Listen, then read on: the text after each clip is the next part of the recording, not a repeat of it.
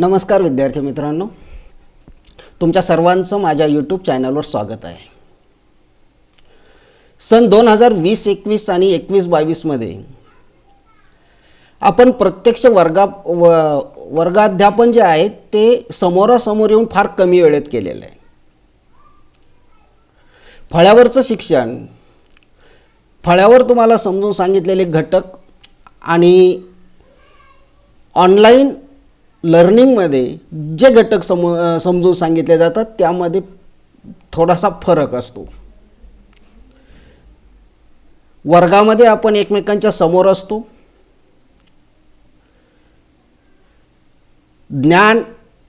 ज्ञानाची जी प्रक्रिया आहे ती समोरासमोर होत असते आणि ऑनलाईन शिक्षणामध्ये मात्र आपल्याला एकमेकांना समोरासमोर बघता येत नाही आहे.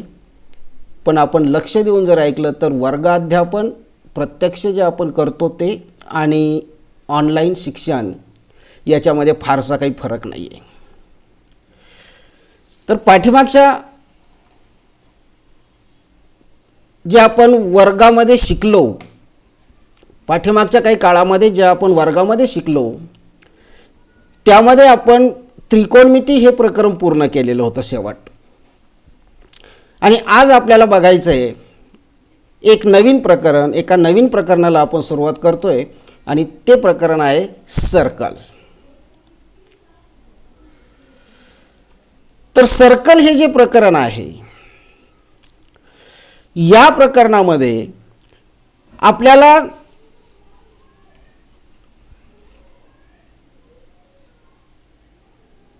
वर्तुळ म्हणजे सर्कल याचा नेमका अर्थ काय,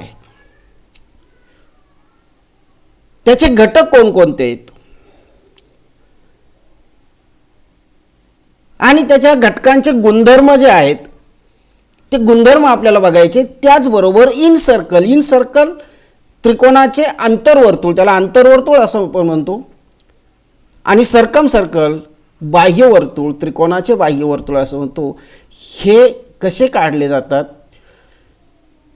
हे एक आपल्याला या ठिकाणी या प्रकरणामध्ये बघायचं आहे. तर सर्कल म्हणजे काय? सर्कल म्हणजे a set of point which is equidistant from a fix point is called a circle. एका स्थिर बिंदूपासून समान अंतरावर असलेल्या बिंदूंचा बिंदुसंच याला आपण सर्कल म्हणतो, याला आपण वर्तुळ म्हणतो. म्हणजे या ठिकाणी हा जो फिक्स पॉइंट आहे याला म्हणतो आपण सेंटर, याला आपण म्हणतो सेंटर ऑफ द सर्कल.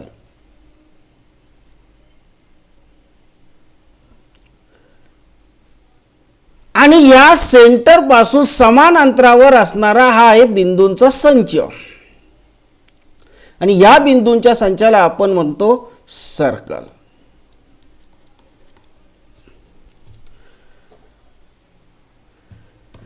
मग हा जो सेंटर आहे ह्या सेंटर पासून सर्कलवरील तुम्ही कोणताही एक बिंदू जर जोडला, सेंटर आणि सर्कल यांच्यामधील कोणताही एक बिंदू जर आपण जोडला तर तो जो रेषाखंड आपल्याला मिळणार आहे, तो जो सेगमेंट आपल्याला मिळणार आहे त्याला म्हणलं जातं रेडियस. मग या ठिकाणी आपण हा जो बिंदू आहे हा सेंटर हा असा जोडून घेऊ, याला म्हणता येईल रेडियस. याला आपण नाव देऊ, या ठिकाणी नाव देऊ आपण. समजा हा जो सेंटर आहे पी आणि या ठिकाणी नाव देऊ आपण ए. हा वर्तुळावरील बिंदू आहे पी ए. ही काय झाली, त्या वर्तुळाची त्रिज्या झाली, ज्याला आपण रेडियस असं म्हणतो.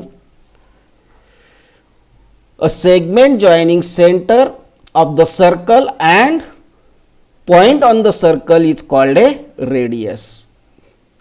किंवा रेडियसलाच आपल्याला दुसऱ्या भाषेत काय सांगता येईल, a distance between center of the circle and point on the circle is called a radius.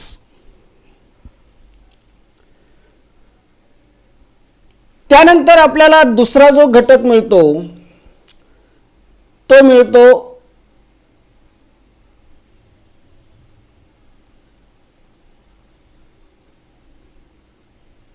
हा एक घटक आहे आणि याला आपण नाव देऊ एम एन. ह्या एम एन हा जो सेगमेंट आहे याला काय म्हणता येईल, याला म्हणता येईल डायमीटर.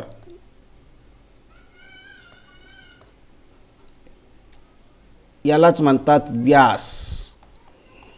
रेडियसला म्हणतात त्रिज्या. सेंटरला म्हणतात केंद्र, वर्तुळ केंद्र.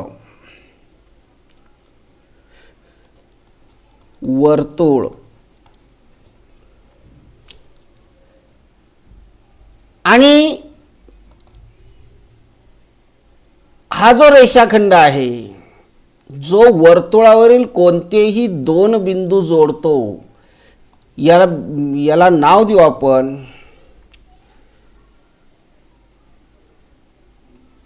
आरएस. याला म्हणतो आपण कॉर्ड. कॉर्डलाच आपण म्हणतो जीवा.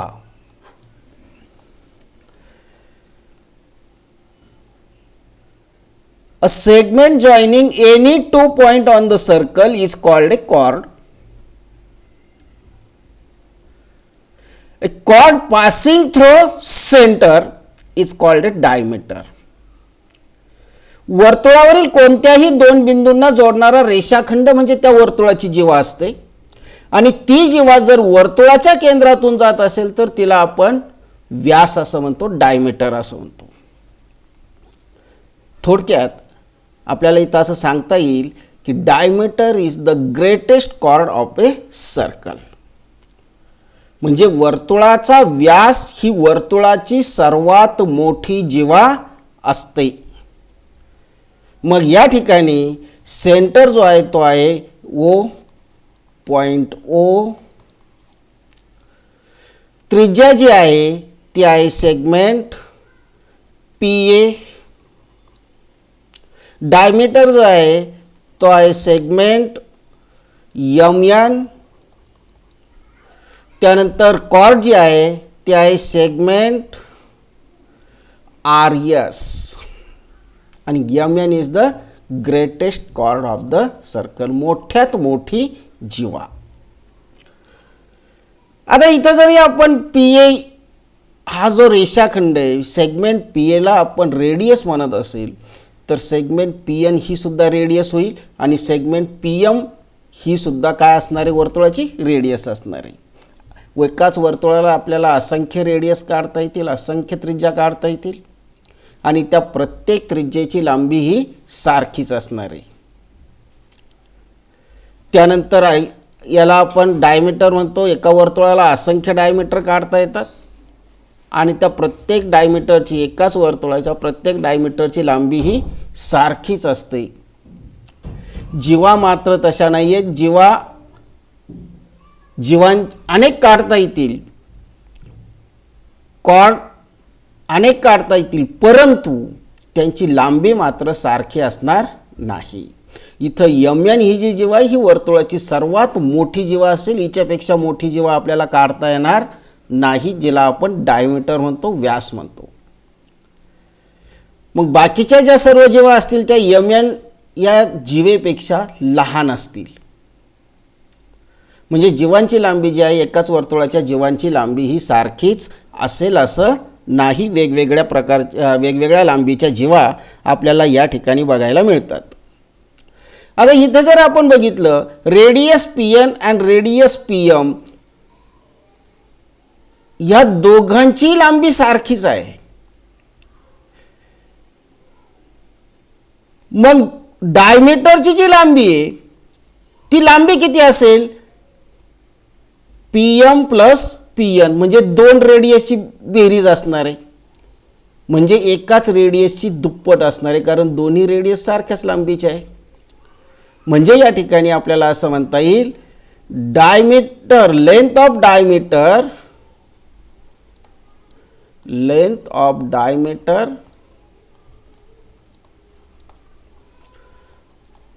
of a circle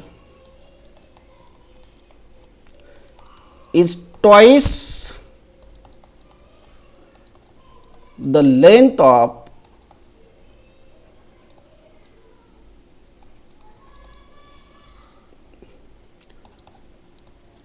the radius of a circle.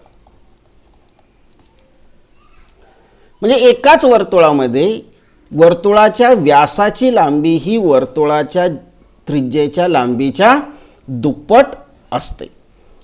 म्हणजे या ठिकाणी आपल्याला असं म्हणता येईल mn is equal to 2 into P A. mn is equal to 2 into P A. किंवा याच्या उलट जर आपण केला विचार तर पी ए व्यासाची लांबी ही त्रिज्येच्या दुप्पट आहे. याच्या उलट जर आपण विधान केलं की त्रिज्येची लांबी ही व्यासाच्या निमपट असणार आहे. म्हणजे पी ए ही त्रिज्या आहे. P A is equal to 1/2 into mn. म्हणजेच आपल्याला एक सूत्र मिळतं की diameter is equal to 2 into radius. किंवा radius is equal to 1/2 into diameter. हे एक सूत्र आपल्याला या ठिकाणी मिळतं. म्हणजे त्रिज्येची लांबी ही व्यासाच्या लांबीच्या निम्मी असते किंवा व्यासाची लांबी ही त्रिज्येच्या लांबीच्या दुप्पट असते. आता या ठिकाणी सर्कल इन अ प्लेन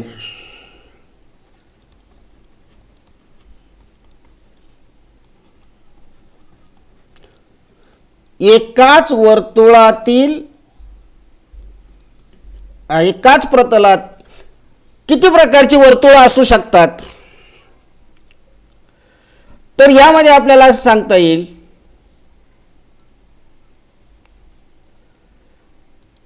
बघा, समजा या ठिकाणी एक बिंदू घेऊ आपण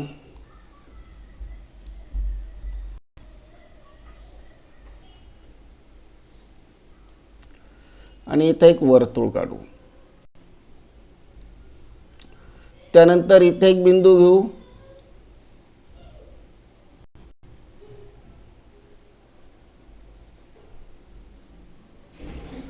आणि इथे एक वर्तुळ काढू. ही दोन्ही वर्तुळ जर तुम्ही बघितली, याला नाव देऊ आपण ए. या वर्तुळाच्या केंद्राला नाव देऊ आपण पी. यांच्या ज्या रेडियस आहेत, ह्या ज्या रेडियस आहेत ह्या कशा आहेत, सारख्याच लांबीच्या आहेत. म्हणून यांना म्हणतात कॉन्ग्रुएंट सर्कल. यांना काय म्हणायचं आहे, कॉन्ग्रुएंट सर्कल. म्हणजे वर्तुळामध्ये एकाच प्रतलामध्ये आपल्याला कॉन्ग्रुएंट सर्कल एकरूप वर्तुळे मिळतात. त्यानंतर कॉन्सेंट्रिक सर्कल. समजा या ठिकाणी हा एक बिंदू आहे आणि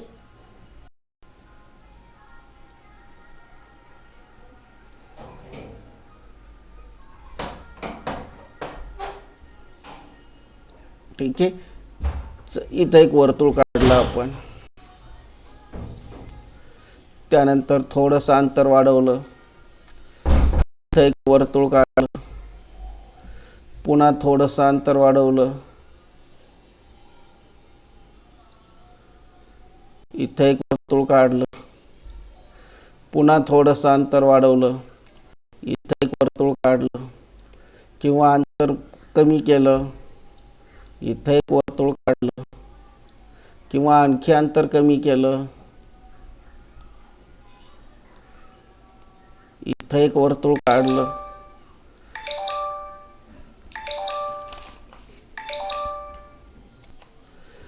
त्यानंतर अंतर वाढवलं. असे किती वर्तुळ आपल्याला काढता येतील. असे असंख्य वर्तुळ आपल्याला काढता येतील की ज्या वर्तुळांचा सेंटर मात्र एकच आहे. सेंटर काय एकच आहे, अशा वर्तुळांना आपण म्हणतो कॉन्सेंट्रिक सर्कल्स. Concentric circles.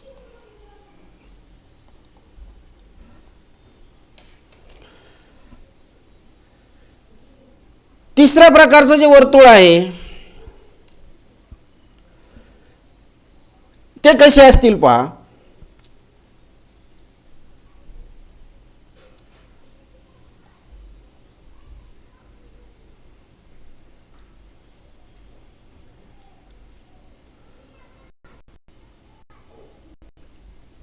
हे एक वर्तुळ आहे.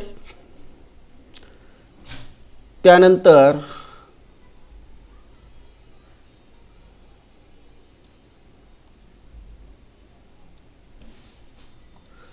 कलर बदलून घेतो मी वर्तुळाचा.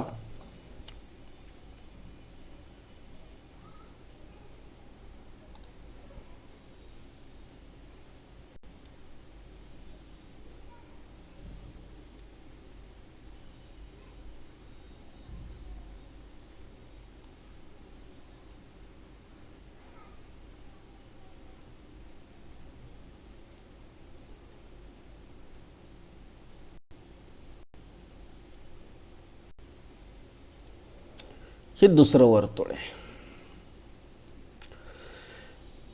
आता ही जी वर्तुळ आहे या वर्तुळांमध्ये जे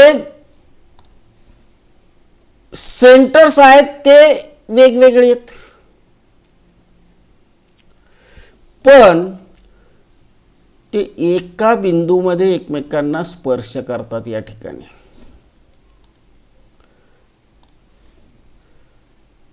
या ठिकाणी ते एकाच बिंदूमध्ये स्पर्श करतात. अशा वर्तुळांना कोणती वर्तुळे म्हणतात? Intersecting circles.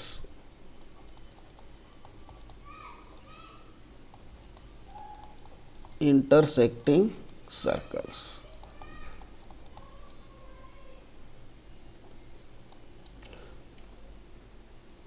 एकाच बिंदूमध्ये ही वर्तुळ छेदतात.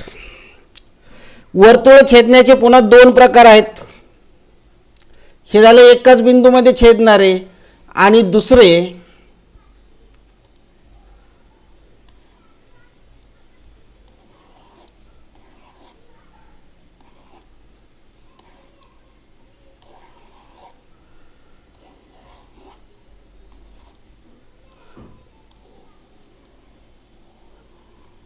या ठिकाणी हे एकाच बिंदूत छेदतात, आणि दुसरी जी वर्तुळ आहेत ती कशी आहेत बघा.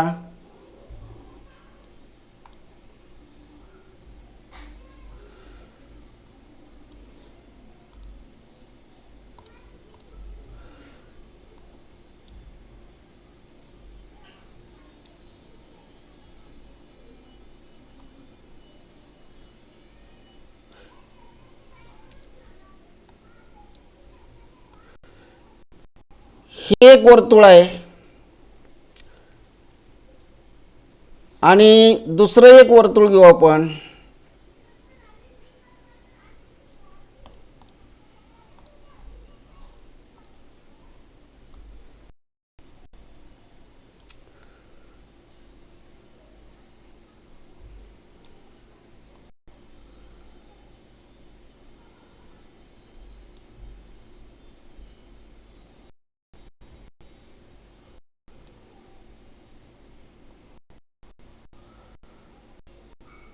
ही एक वर्तुळ आहे. आता ही जी वर्तुळे आहेत ही वर्तुळे जर आपण बघितली तर या ठिकाणी एका बिंदूमध्ये छेदलेली आहेत. या बिंदूला नाव देऊ आपण ए, आणि या ठिकाणी एक छेदलेलं आहे, या बिंदूला नाव देऊ आपण बी. म्हणजे इथं फक्त वर्तुळ एकाच बिंदूत छेदलेलं आहे, इथं वर्तुळ दोन बिंदूमध्ये छेदलेलं आहे. Circle intersecting in 2 point. Circles intersecting in 2 points. इथं म्हणता येईल आपल्याला circle intersecting in 1 point.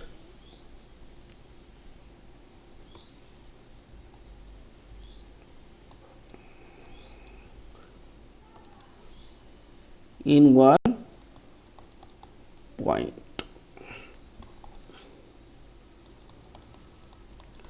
Circle intersecting in 1 point, circle intersecting in 2 point. म्हणजे बघा, एकाच प्रतलामध्ये 4 प्रकारची वर्तुळं असू शकतात. एक कॉन्ग्रेंट सर्कल, त्यांच्या रेडियस सारख्याच असतात, समान लांबीच्या असतात.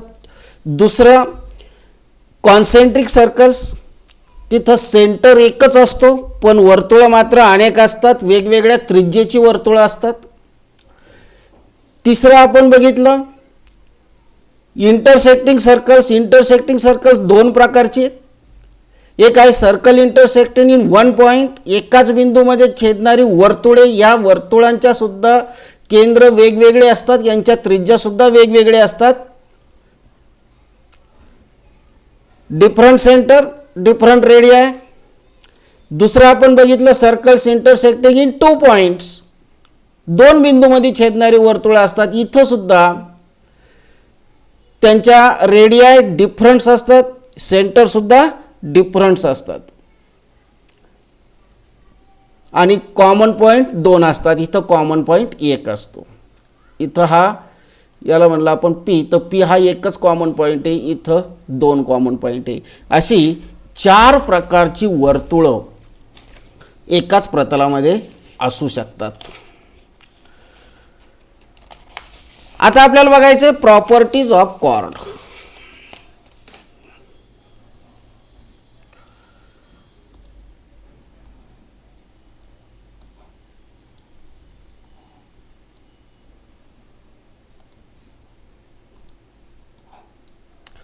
प्रॉपर्टीज ऑफ कॉर्ड बघायचे आपल्याला.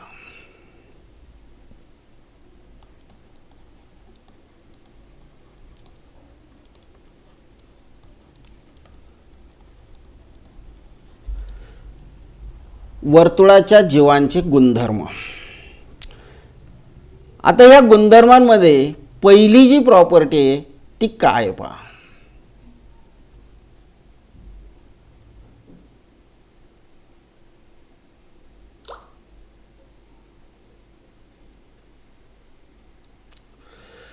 पहिली जी प्रॉपर्टी आहे ती काय आहे. A perpendicular drawn from the centre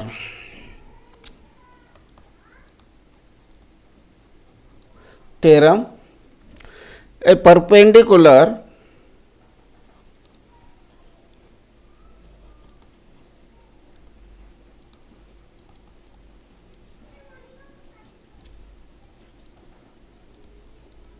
drawn from the center of a circle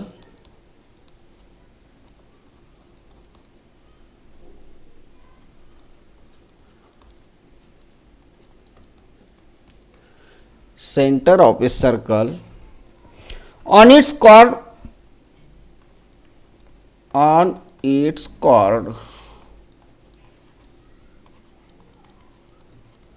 bisect the chord. A perpendicular drawn from the center of a circle on its chord bisect the chord.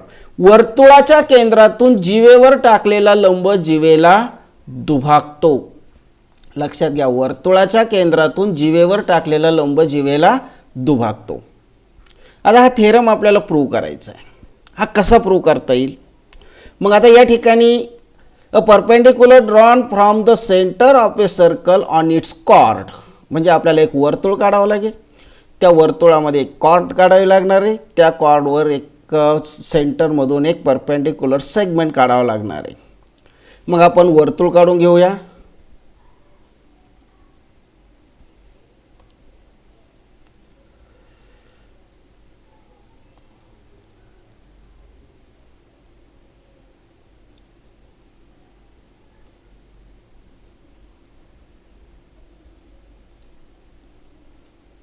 Centre आणि हे वर्तुळ.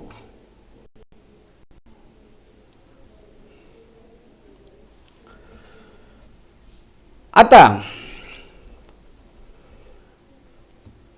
याच्यात एक जीवा काढायची आपल्याला, एक cord काढावी लागणार आहे. हिचा कलर वाटलंच तर आपण वेगळा घेऊया.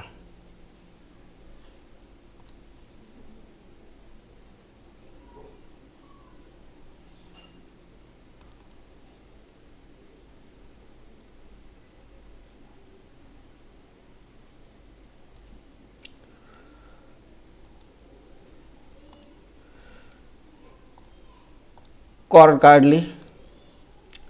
आता याच्यावर एक परपेंडिक्युलर काढावा लागणार आहे आपल्याला, तो सेंटरमधून. या सेंटरमधून एक परपेंडिक्युलर काढू आपण.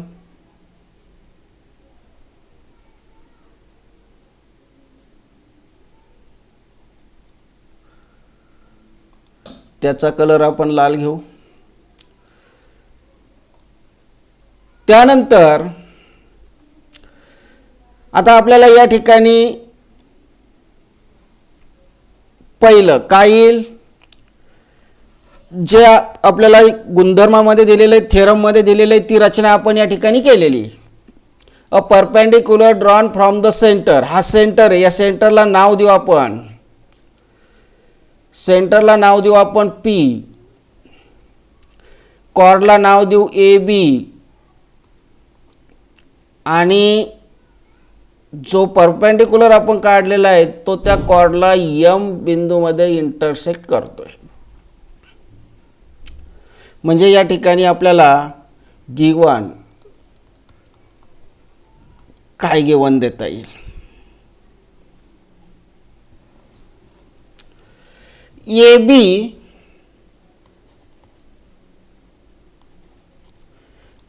is a chord of a circle with center P.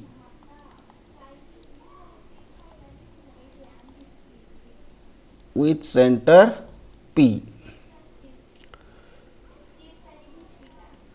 Segment AM, PM, segment PM perpendicular to segment AB. Prove काय करायचंय, काय प्रूव्ह करायचंय आपल्याला,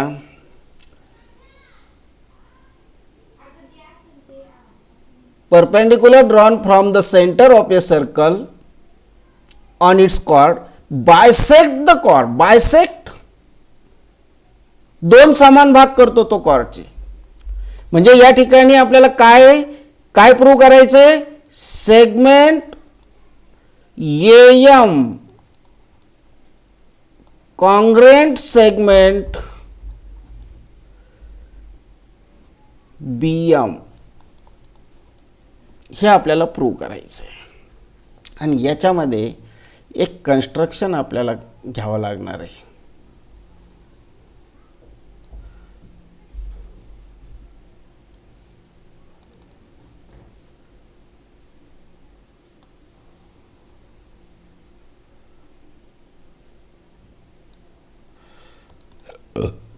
construction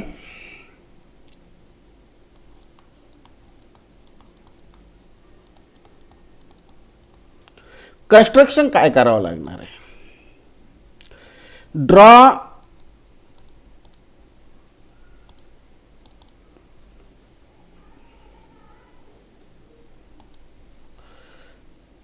segment PA and segment PV.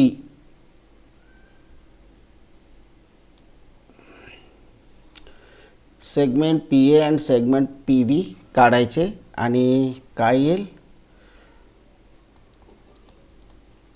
draw segment PA and segment PB आणि आता proof.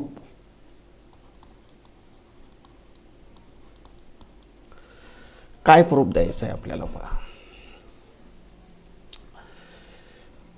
आपल्याला काय prove करायचं आहे.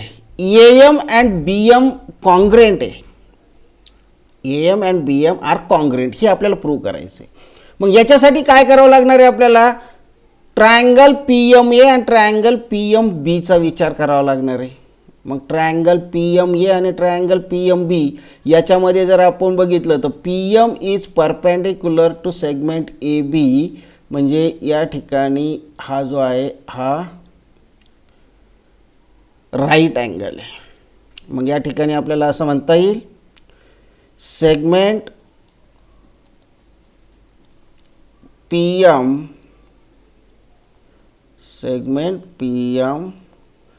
परपेंडिक्युलर सेगमेंट AB हे आपल्याला दिलेलं आहे. या ठिकाणी दिलेलं आहे पहा. So that angle PMA is equal to angle PMB is equal to 90 degree. आणि मग आता आपल्याला दोन त्रिकोणांचा विचार करायचा आहे. कोणत्या दोन त्रिकोणांचा विचार करायचा आहे आपल्याला.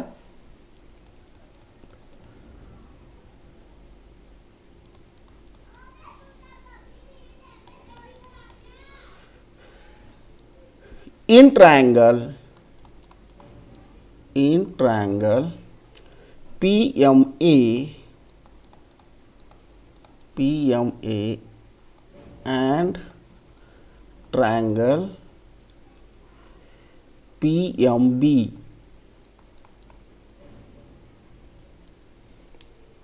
ह्या दोन त्रिकोणांचा आपल्याला विचार करायचा आहे.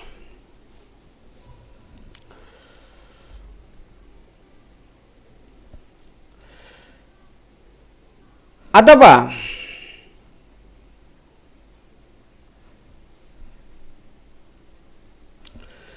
आता या ठिकाणी आपल्याला काय सांगता येईल पहा.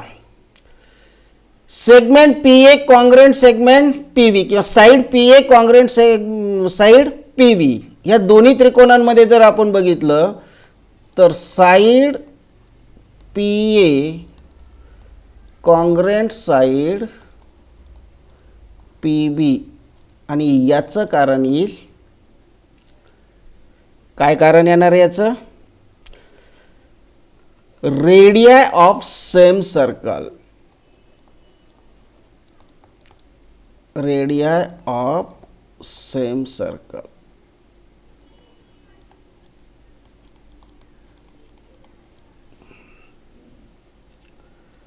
एकाच वर्तुळाच्या त्रिज्या आपण अगोदरच बघितलं की एकाच वर्तुळाच्या अनेक त्रिज्या जरी असल्या तरी त्यांची लांबी सारखीच असते. म्हणजे PA आणि PV ह्या दोन्ही त्रिज्या ह्या दोन्ही रेडियस P केंद्र असलेल्या एकाच वर्तुळाच्या आहेत.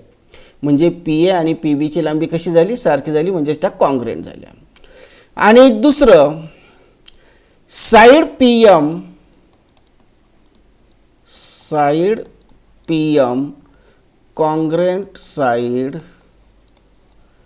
PM आणि याचं कारण येईल कॉमन साइड.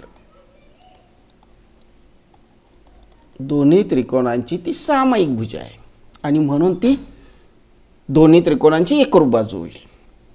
आणि मग आता इथं जर बघितलं तर आपण या ठिकाणी बघितलेलं बा PMA is equal to PMB is equal to 90 degree. हे 90 डिग्रीचे अँगल आहेत. म्हणजे ट्रायंगल PMA आणि triangle PMB is right angle triangle हे काटकोन त्रिकोण आहे. आणि ह्या दोन्ही काटकोन त्रिकोणांचे आपण कर्ण एकमेकांशी एकरूप दाखवलेले आहेत. काटकोन करणारी एक बाजू एकरूप दाखवलेली आहे. याचा अर्थ हे दोन्ही त्रिकोण हायपोटेनस साइड थेरमनुसार कॉन्ग्रेंट असतील. मग या ठिकाणी आपल्याला असं म्हणता येईल so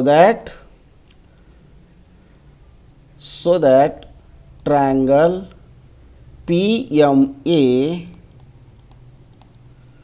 congruent triangle P M B आणि याचं कारण येईल हायपोटेनस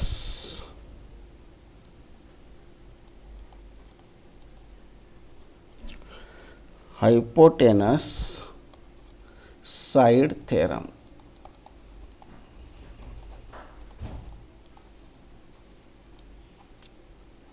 आणि मग या ठिकाणी आपल्याला काय सांगता येईल, जर त्रिकोण एकरूप असतील, दोन त्रिकोण जर एकरूप असतील तर त्यांच्या संगत बाजू एकरूप असतात. Correspondence sides of congruent triangle are congruent. मग पहा, पी एची करस्पॉन्डिंग साईड येईल पी बी, पी एमची करस्पॉन्डिंग साईड येईल पी एम आणि ए एमची करस्पॉन्डिंग साईड कोणती असणार आहे, B M. So that side A M congruent side B M. इथं आपल्याला कारण देता येईल corresponding sides of congruent triangle C S C T. आणि मग आता या ठिकाणी आपल्याला काय म्हणता येईल, so that segment A M congruent segment B M हे आपलं प्रूव्ह झालेलं आहे. जे आपल्याला प्रूव्ह करायचं होतं ते आपण आपलं या ठिकाणी प्रूव्ह झालेलं आहे. जे अशा पद्धतीनं जर वर्तुळाच्या केंद्रातून जिवेवर लंब टाकला तर तो जिवेला दुभागतो. A perpendicular drawn from the centre of a circle on its chord bisect the chord. असा हा थेरम आपल्याला या ठिकाणी प्रूव्ह करता येतो. ठीक आहे, जो पुढचा भाग आहे आपण तो पुढच्या भागामध्ये बघू. धन्यवाद.